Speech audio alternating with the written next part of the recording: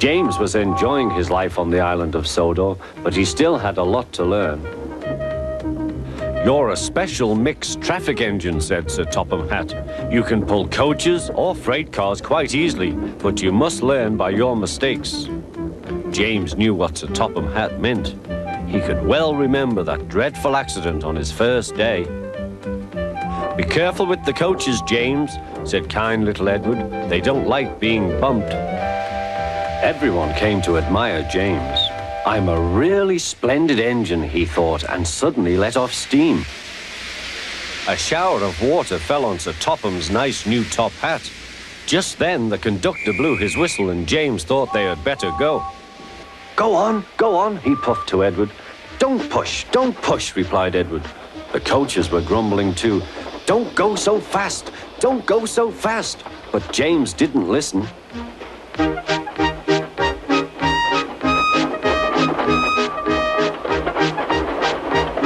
When at last they stopped at the next station, 2 coaches were beyond the platform.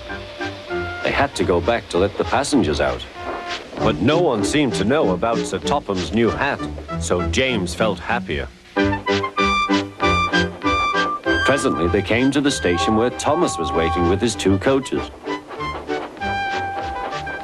"Hello, James," said Thomas. "Feeling better?" "That's right." "Oh, that's my conductor's whistle. I must go. I don't know what Sir Topham Hatt would do without me to run this branch line." And he puffed off importantly. Edward and James passed the field where James had had his accident. The fence was mended and the cows were back again.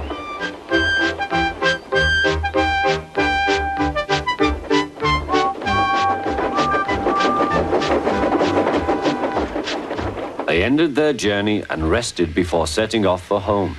James was still wondering what Sir Topham would have to say about his new hat.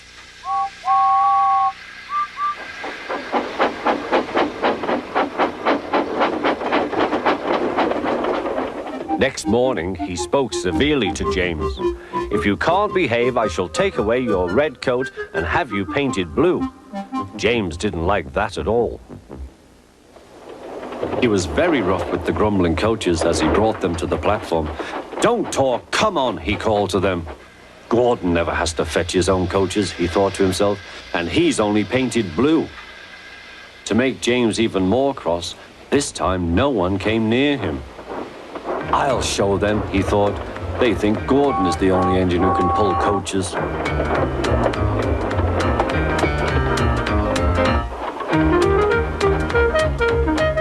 Hurry, hurry, puffed James. "You're going too fast, you're going too fast," replied the coaches. James laughed and tried to go faster, but the coaches wouldn't let him. "We're going to stop," they said. "We're going to stop."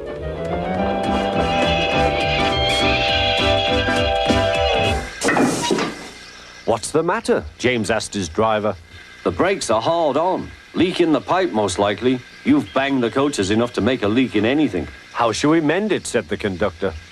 "We'll do it with newspaper and a leather bootlace," replied the driver. "Well, where is the bootlace coming from?" asked the conductor. "Ask the passengers," said the driver. "You have a leather bootlace there, I see, sir," said the conductor to a smartly dressed man. "Please give it to me." "I won't," said the man. "Then," said the conductor, "I'm afraid the train will just stop where it is."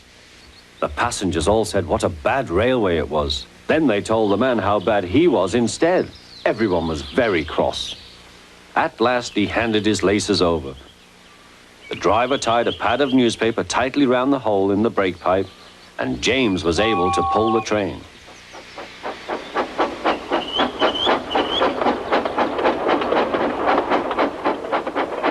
But he was a sadder and wiser James and took care never to bump coaches again.